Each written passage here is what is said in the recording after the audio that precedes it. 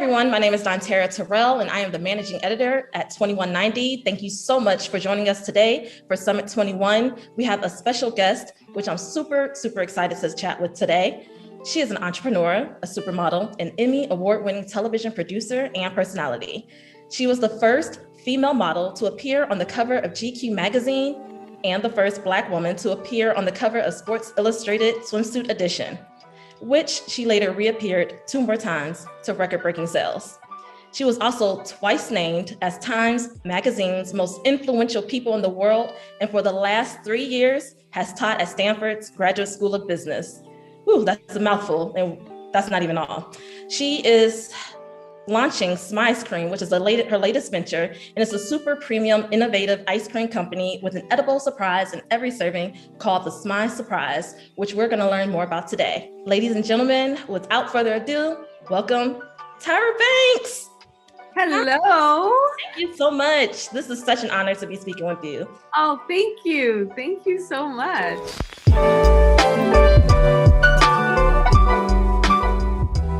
So I want to first, before we jump into everything, how are you today? I am tired. I am stressed out. But I call it blessed to be stressed.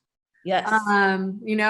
Blessed to be stressed, just working really hard on my company and my team and all kind of stuff. But, I like to compartmentalize. And so that stress is over there right now. And I am present and I'm here with you and everybody. What's up, everybody? Yes. We're living in gratitude. We're living in abundance. So that's some good stress. You're always evolving, we're in this place of happiness and peace. And so we're so ready for you to drop so many gems with us. But before we dive right in, we know Tyra Banks, the supermodel, the household name, the entrepreneur. But can you take us back to who was Tyra Banks as a little girl growing up in Inglewood, California? Oh my goodness. Tyra Banks growing up in Inglewood, California. My block was everything. Playing outside, street lights came on. It was time to get in the house. I was kind of insecure, but not super insecure as a kid, maybe averagely insecure. Crazy sibling rivalry with my brother. We used to fight all the time. Daddy's little girl, obsessed with Disneyland, and loved reading and writing. That was me as a little girl in Inglewood, California. And you brought up a good point when you said you were kind of insecure. Mm-hmm. So how do you practice or showcase confidence daily, even on the days when you possibly don't feel so great about yourself? There are those days. There's those days when I feel crappy or insecure or there's something called imposter syndrome where you kind of feel like, am I really a talented person? Am I really? And you start doubting yourself. Mm-hmm. And sometimes I have to tune out a little bit. It's not like I go into some deep, meditative state. Sometimes I just turn on some Netflix and escape into somebody else's problems or to another story.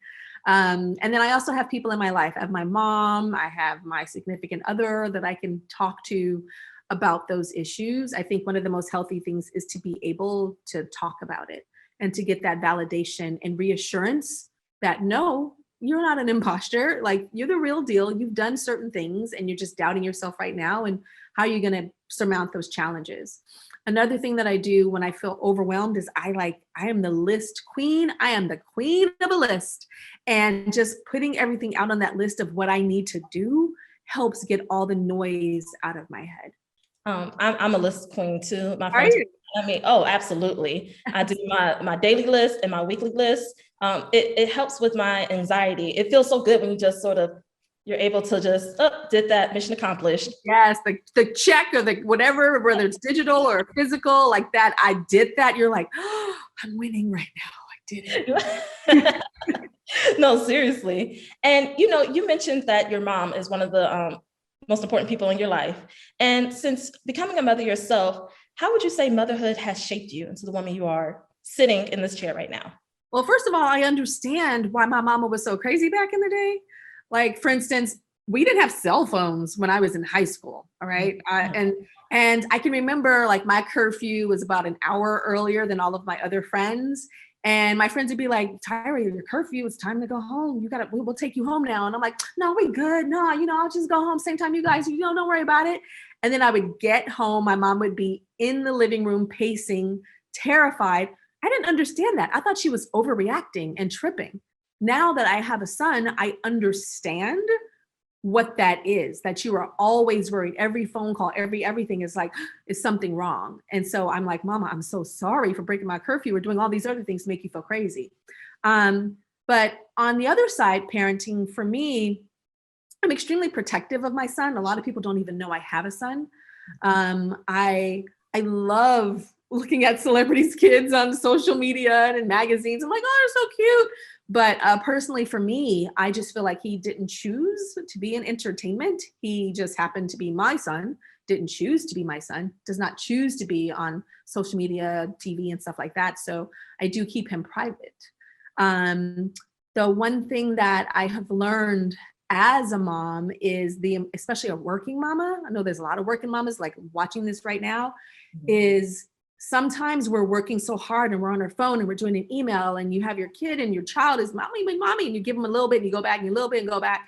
I realize, put it down, give him undivided attention, give him an hour, watch a TV show with him, do a game with him, color with him. And just that hour will give me 2 more hours of work from home while he's in the house with me. And that strong dedication, as opposed to like trying to like go back and forth and failing at both, has really helped a lot. But he's my everything. And he looks like me, but a male. It's like I set him out. Well, thank you for opening up and, talking about your son, because like you said, you are very private and protective of him. And, even speaking to my mother, to your point, I remember when I was like 18 and 19, I'm in college and my mom would always call and check on me. I'm like, Mom, I am grown. It's like, you're just wondering, are you alive? You are my baby. Like, are you alive? Exactly. And it doesn't, matter your age. Even if you get older, they're still going to be your mama. So still going to be my mama. And now my mama lives with me. Like when the pandemic first started and, how senior citizens were so vulnerable to succumbing to COVID-19. And I know my mom, she kind of doesn't listen a little bit. And I was like, she's going to be out there shopping all in these streets. And I was like, she's like, I love you, but I'm good.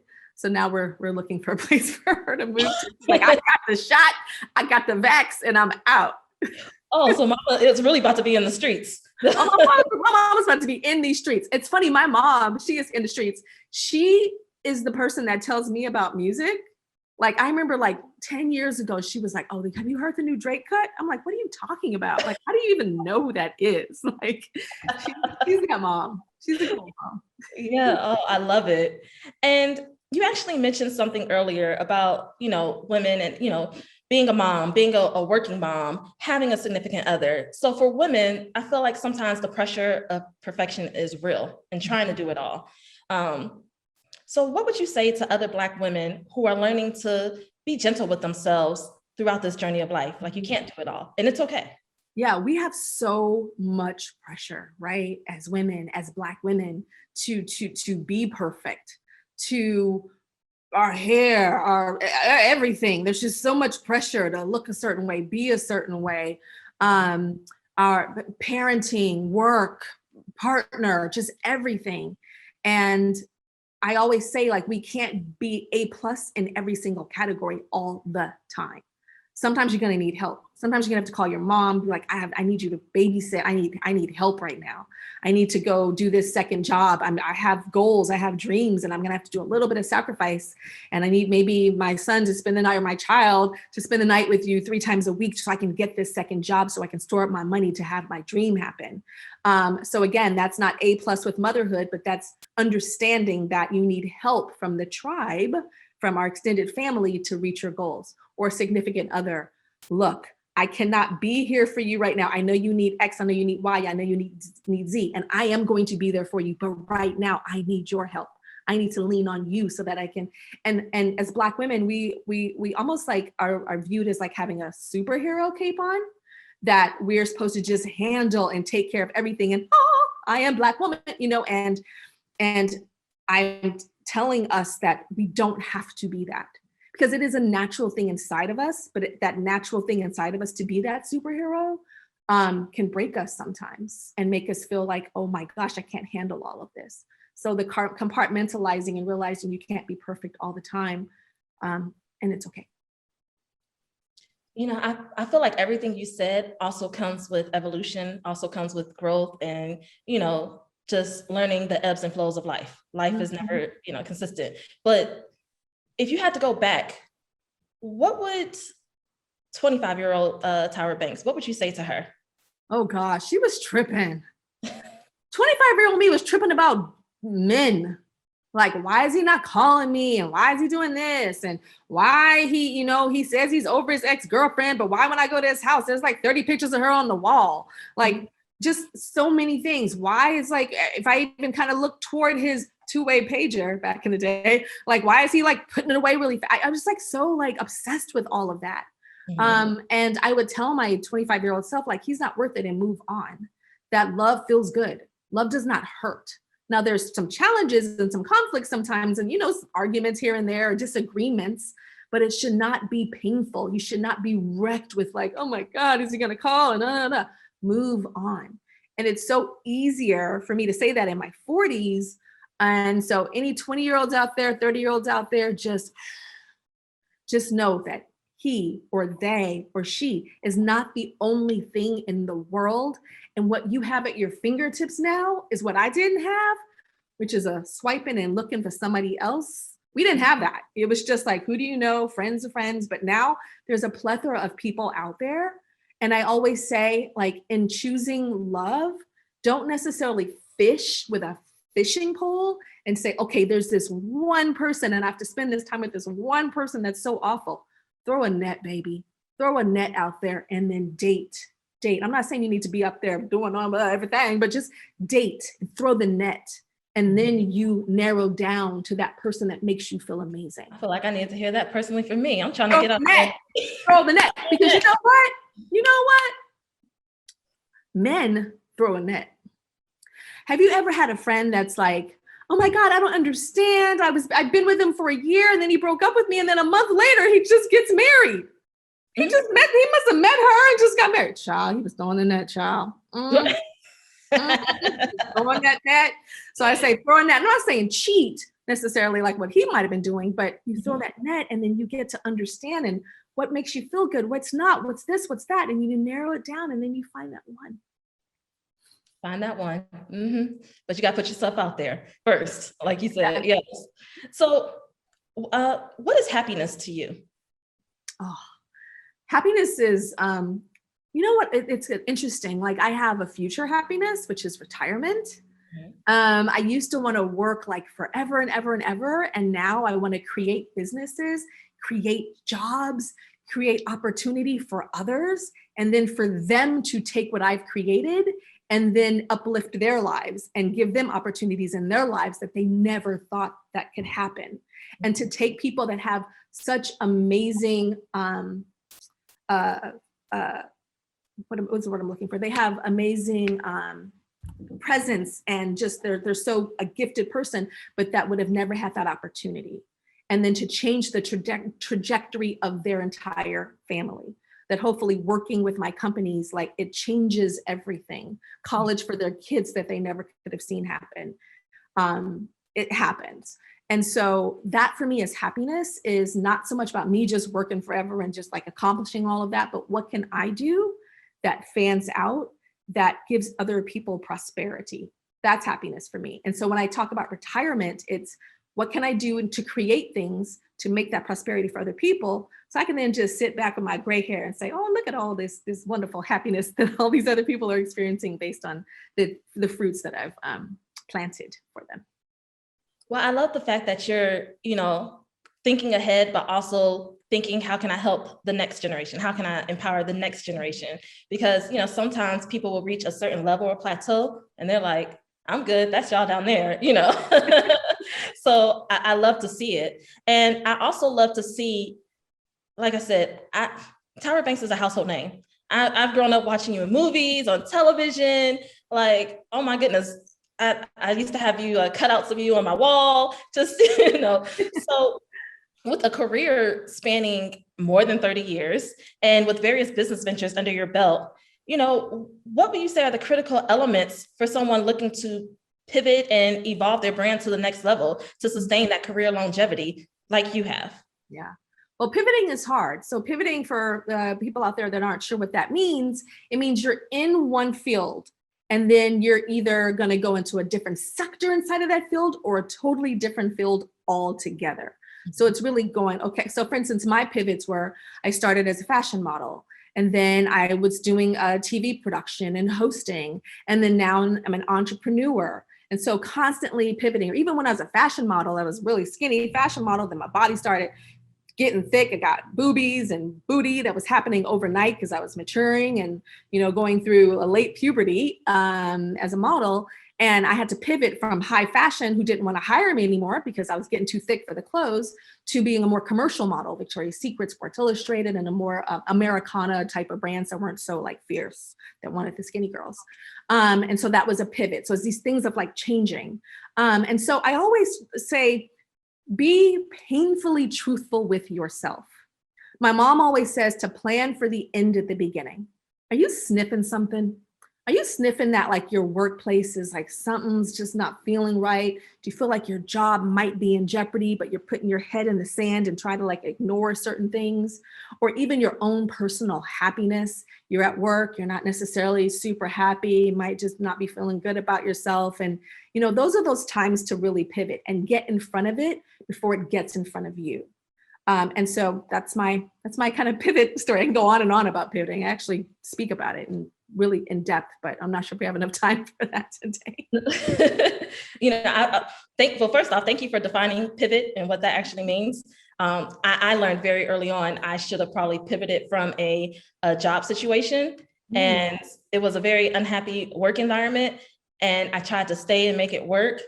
Ultimately, and I'm being totally transparent, I ended up getting fired from the job. Wow. But it was a lot of like workplace bullying going on. But like you said, to those points, it was different things already happening, those red flags. And it was definitely time for me to make a pivot. And do you know that you are you're probably the second person that has ever been so transparent and truthful about getting fired? So many people don't say that. They say, oh, I decided to move on, and other opportunities open up. I was interviewing somebody a couple of years ago for one of my businesses, and they were very clear. They're like, I got fired. I'm like, I have never heard that. And something about that person being so truthful and honest actually made me hire them. Because I'm like, if you're that raw and you're that real and that transparent, you're going to be truthful in our company. So I love that you said that, because there are so many people watching right now that have been fired, and it can feel like the most, destabilizing, like humiliating thing in the world, but life continues. I mean, you're interviewing me now, you're doing your thing, you're the head of this. And so people need to hear that and understand that. So I'm so proud of you for that. Super rare. Thank you for that perspective. I feel like that will also that happened when I was 25. So that would be a note to my 25-year-old self. Exactly. Like, yes. Thank you for firing me. I should have left you first, but it's cool. It's okay. Look at me now. Just kidding. Exactly. And, so you're also a lecturer at Stanford, and you talk all about branding. Mm-hmm. So let's first identify what exactly is branding. What is branding? Yeah. So I teach personal branding at Stanford Business School to second year students. It's the GSB, the Graduate School of Business, to second year students right before they graduate. A lot of my students they're in the medical field, they're in food and beverage, they're in business, all kind of things. And they come to this class because they want to understand, or actually this is why I have created this class with my co-teacher, Allison Kluger, to help people to differentiate themselves and stand out in their chosen sectors. So when we become carbon copies of each other, we don't stand out. We don't stand out to get that job. Or if you're an entrepreneur, you don't stand out enough to get the best workforce or to get money from investors. Like, investors are hearing pitches all day, every day. And they're not just investing in your business, they're investing in that CEO, that founder. So I'm teaching my students how to differentiate themselves, how to make sure that what they convey on the inside is something that the world is experiencing. So the origination of branding, or the original meaning of branding, actually is cattle. So way back in the cowboy days, of course, we all know, that cattle was branded. So you knew that it belonged to this farm. And if the cattle like went somewhere else, it's like, oh no, there's a triangle on that one, like a triangle. I think about Beyonce and Jay-Z. There's a triangle on that one that belongs to my farm. So that's how it started. And of course, it has evolved over time for businesses to show who they are in almost an elevator pitch, an elevator visual pitch, and little shortcuts to understand who they are in a second. So visual, audible, smell, taste, touch, all of that. Wow. Okay. I didn't even realize that, but it all makes sense. Like, thank you for the crash course. Welcome. Notes. Brief history lesson. So what would you say are like 3 crucial or critical elements to you owning your voice, owning your authenticity, and just defining your brand? So one of the first things I would say is really write down who you think you are. And then also, how do people perceive you? Because it often can be 2 different things. Somebody might be really, really shy inside, but people perceive them to be outspoken, or vice versa. And start with the things that you do and then who you are. So I'm a chef, I'm a caterer, I'm a this, or I'm a that. I'm outgoing, I'm this, I'm that. And then look at that list of things and then look at your sector. How many other caterers are like this? How many other of them believe that? How many other ones speak like this? How many other ones do that? And then figure out what are the things that you can do to be different. And often it's great when the differentiation that you bring to yourself is organic, because you don't have to think about it. It's like, you know what? I love ping pong. So I'm gonna be the ping pong caterer, and I'm gonna, I'm just making something up, but I'm just saying these different things that make you stand out and make people remember you. So those are the things that I say. And that, I mean, the course is not just 2 minutes of talking, it's a significant amount of time, but those are the things that we tell our students is look around your sector and what can you do to be different? Okay. Yeah, I like that. And what advice can you give to women getting up, looking in the mirror every morning, ready to conquer the day? Oh my goodness. What can we say? First of all, let's talk about the outside. So you said looking in the mirror. So oftentimes we like beat ourselves up about our appearances, which is natural, it's human. But I say start off that day looking at yourself butt naked in that mirror and find one thing that is beautiful and talk to yourself and say, girl, the hair is banging today. Love that hair. Oh my gosh, you have the most beautiful lips in the world. Your lips are so gorgeous, and put this lipstick on it. And also this mouth is going to speak truth. I'm insecure about this, and I'm going to go tell my boss today with these beautiful lips how I feel about X, that I deserve a raise, blah, blah, blah. So it's taking that physical and then making it into like the emotional, spiritual, like manifestation that you want to put into the world. And then conquering that day, you have to take it bits and pieces at a time. There are certain projects that I have now that honestly, I feel overwhelmed, but I realize make that list. We both love our lists, and check off just little pieces. It's just kind of like building a house brick by brick, or else sometimes you just procrastinate because it's just so big and huge and crazy and intimidating. But just taking it a brick at a time with those beautiful lips and speak your truth. When you say like, talk to yourself, talk nicely to yourself, I'm actually learning that. And this actually happened recently. I was at, my friend and I, we had a work date, and I was like, oh girl, I just look a hot mess. I just look a mess. And she was like, well, hold on. Don't say that. And I was like, what do you mean? I do look a mess. She's like, no, don't talk to yourself like that. And I laughed at her, and she was like, no, I'm being so serious right now. And I was like, oh, okay. And she was like, the way you talk to yourself, subconsciously, you start believing that. And that's not the route we're going. So even if your hair isn't done, you are still the flyest thing walking. Okay. And I was like, oh my gosh, I love your friend. You need to carve a copy her and spread her throughout. Everybody. Right. She got me all the way together. Okay. Yeah. And that's a good friend. That's a golden friend to keep forever, because she's your cheerleader. She's your champion. I say that there's 3 different types of friends. There's samers, and there's toppers, and there's downers. So the samer friend is like, oh my gosh, I just got a haircut. You say that, I just got a haircut, and your friend is like, oh my God, I just got a haircut too. Like, that's good. She's connecting with you. Then right. You have the, oh my God, I just got a haircut. And then the topper friend is like, well, I just got my haircut by the most expensive hairdresser in the world, and I flew to Paris and everybody loved me. She's a topper. She's cool, but she's trying to like kind of always be better than. Then you have the downer. You say, I just got a haircut. And she goes, well, I can't tell because your hair still looks busted. So what I love about your friend is she's not even a samer. She is like on a whole nother level. She's like an uplifter, which I need to add another category to those 3 friends that I talk about, because she's amazing. And we all need that in our life. My mom is like that. You know, and it's probably as soon as we get off this, our meeting right now, I'm probably going to call her. Thank you, girl, for uplifting me. Oh, yeah. And being a champion for me. Beautiful keeper. Yes. Mm-hmm. And so you mentioned you have so many things, so many moving parts day to day. So how do you stay in the flow and aligned when things seem to get hectic? When things get hectic, how do I stay aligned? Really, for me, it's the lists.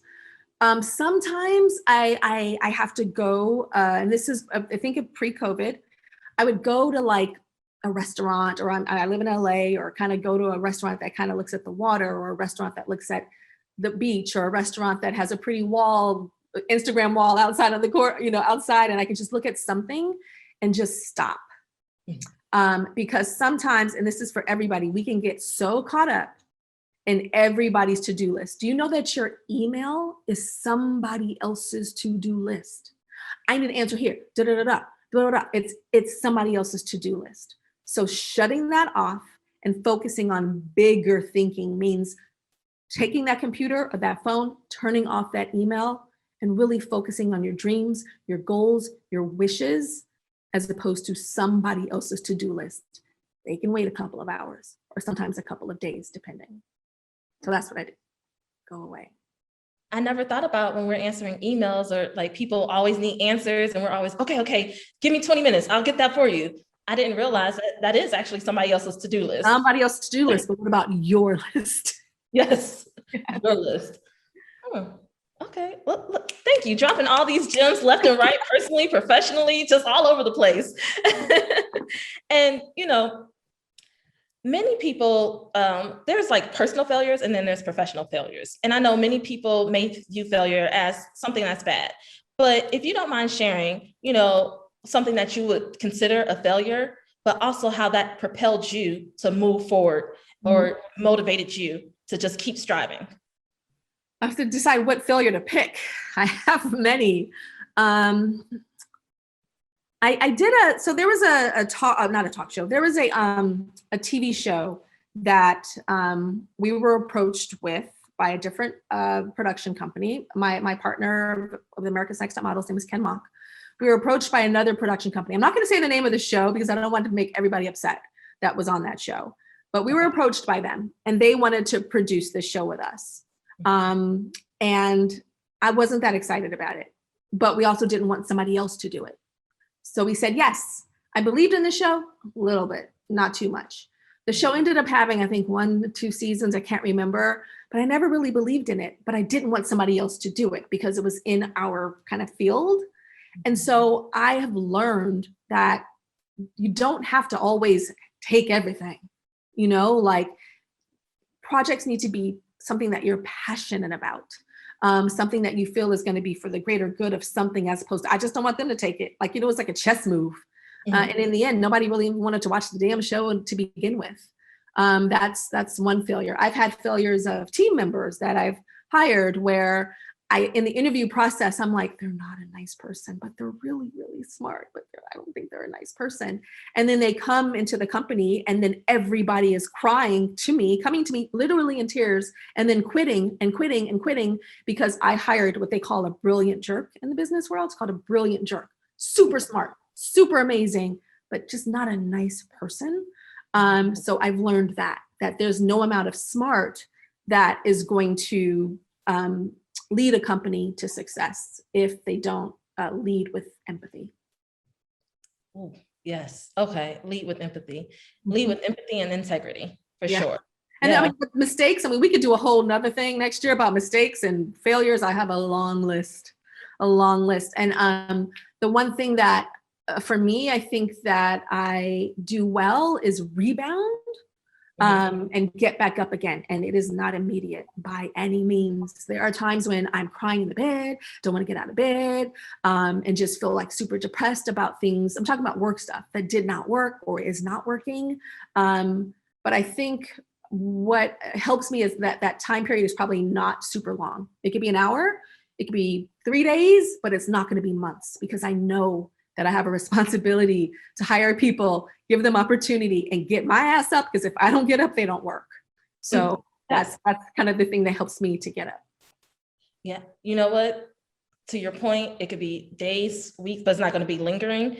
That was a learning lesson for me too. When I told you I let that linger for far too long. And I was like, no way will that, allow something, or a job is like tangible. You can get another job, but I was just, it was a blow to the ego, I think. Yeah, it's very painful. It's rejection, right? So that's the one thing that makes me like, I like to eat. It's the reason why I used to be a thicker model back in the day, fashion model, because I used to like to eat more than any other models in my kind of realm.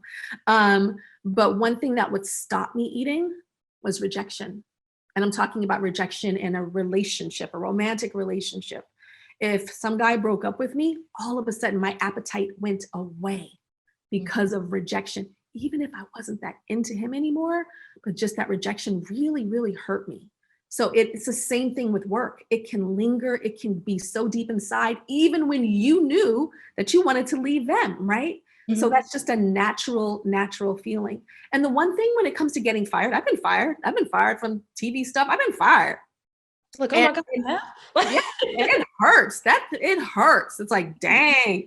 I've been fired from stuff that the world doesn't even know, that something might not have even launched yet, and they're like, oh, we don't know if we want to go with Tyra. So the world doesn't know, but I get fired, and it hurts. It's like, oh wait, can you just blur? But we get back up again. Yeah. Yes. And the great thing is like success after, right? You can be like, yo, really? You see what I am now? Really? Right. And it just builds character and wisdom along your journey to success. Oh my gosh. And be able to talk to you, talk to you about it. Like, remember that time when? And also getting fired, sometimes when we get fired, we go into a defense mode, which we have to protect ourselves. Oh, this place is awful. This boss is awful. Blah, blah, blah. And they are often, but there also might be some things that we didn't do great. Just because they're awful doesn't mean that we're perfect. So we have to remember that too. Yes. Accountability for sure. And so when you get back up again, if you get knocked down, you get back up again, what is your source of inspiration that keeps you going? Oh, inspiration.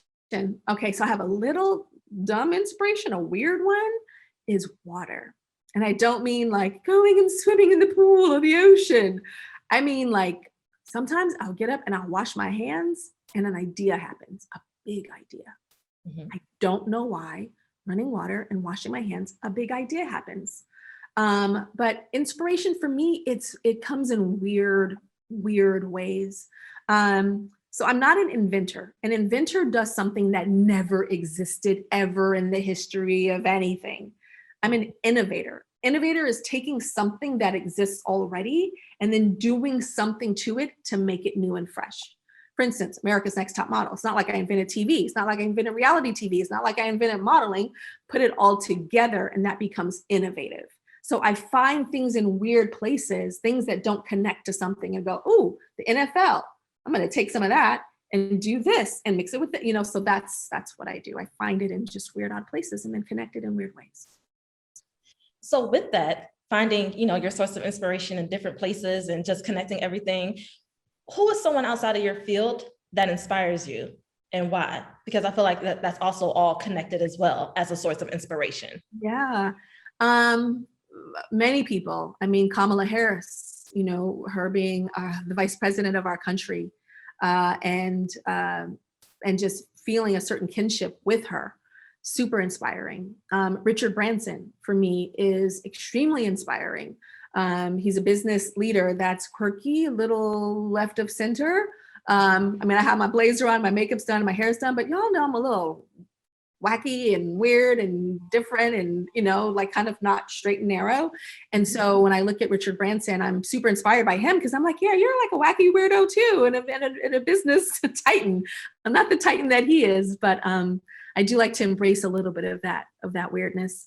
Walt Disney, what he has done to create not just a destination, but a brand that stands for family entertainment and is going nowhere anytime soon. I'm sure my great grandchildren are going to know what Disneyland is an inspiration to me. Oprah Winfrey, a couple of cross paths in terms of like daytime talk, but other than that, she is this titan of business and empathy that I continue to learn from. And, speaking of your great grandkids, when people hear or reference Tyra Banks years, generations from now, what are 3 words you want to be synonymous with your name? 3 words. Oh, let's see. Let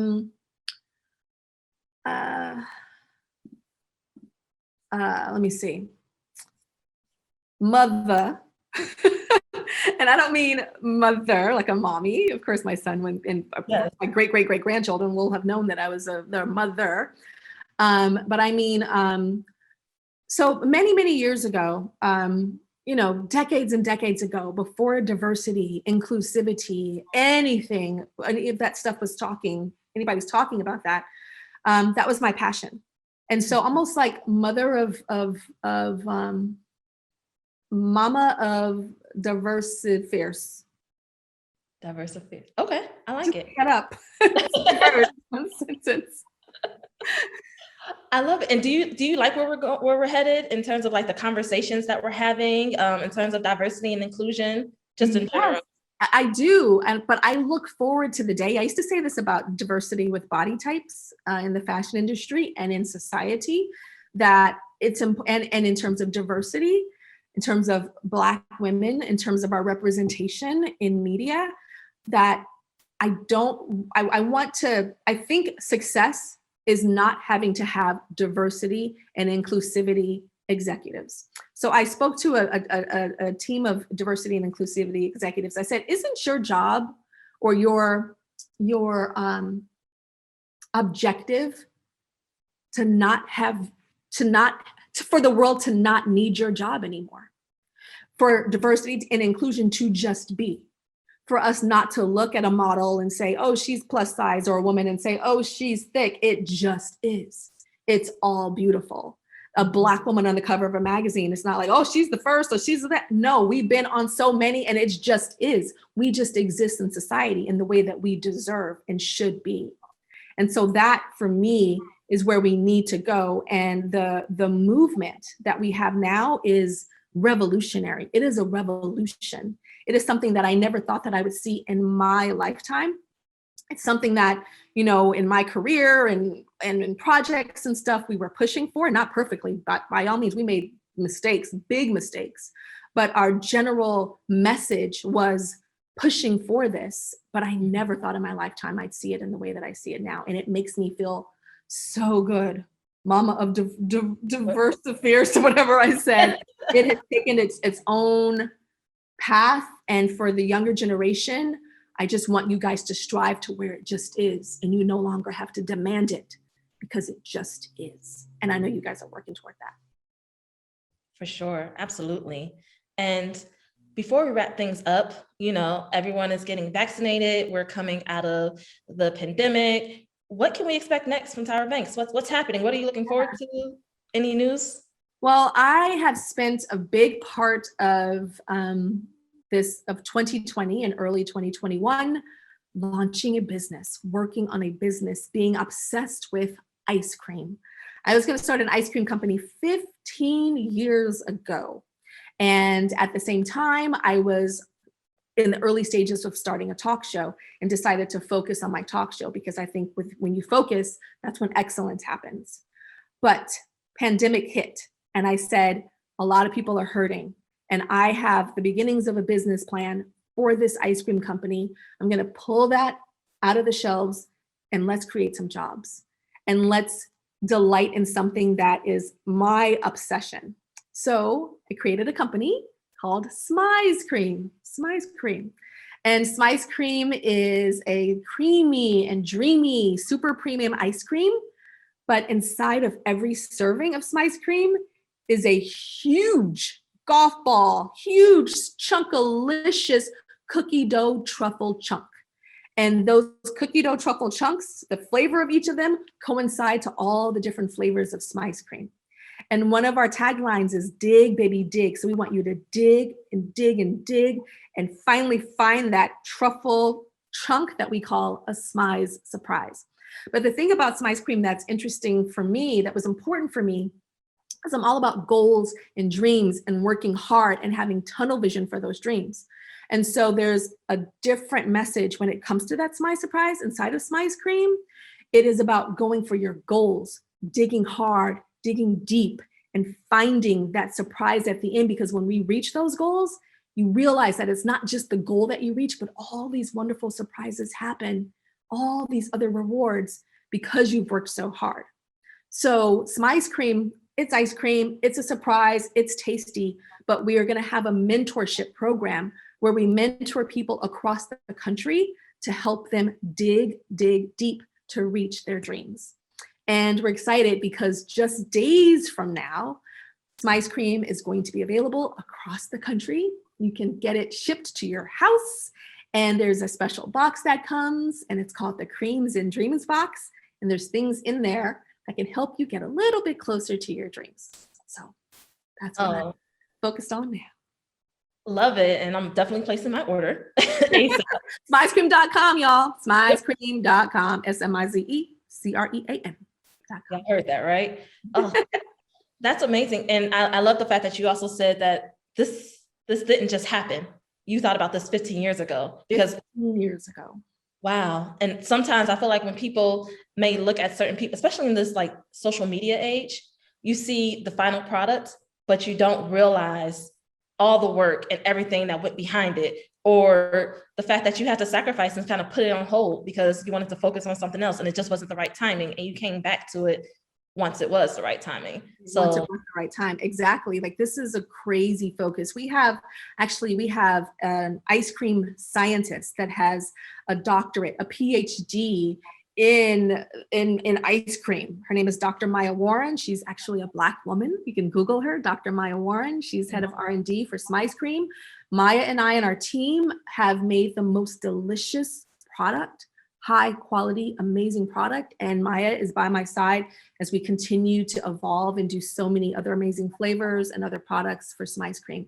So like, she's my R&D partner in crime. And I look forward to you guys following our journey. Our website's amazing. So you'll be able to see it very soon. It's launching in a few days. Love it. I feel like one of the takeaways that I've learned from today is that the road to success is sort of always under construction. There's always pivots, always, that aha moment, evolutions, sometimes setbacks, but keep pushing forward. So thank you for your words of wisdom. You are so welcome. Thank you. Thank you guys. Thanks for tuning in. And I hope you got all of those jewels and gems that Ms. Tyra Banks just dropped on all of us. Thank you guys so much. You guys keep reaching for those goals, keep reaching for those dreams, keep making lists. If you're mamas, don't worry. We can't be perfect, but focus on the baby just for that moment. Really, really give them all of it. Don't do back and forth. They can feel it. And then there's like no win when you go back and forth. And just remember, take time for yourself. Take a bath, take a shower, get your nails done. Just chill out. The dream's gonna be there, but get back up. Keep that tunnel vision. Okay, I love you guys so much. Thank you so much, Tyra. Bye, everyone. Bye.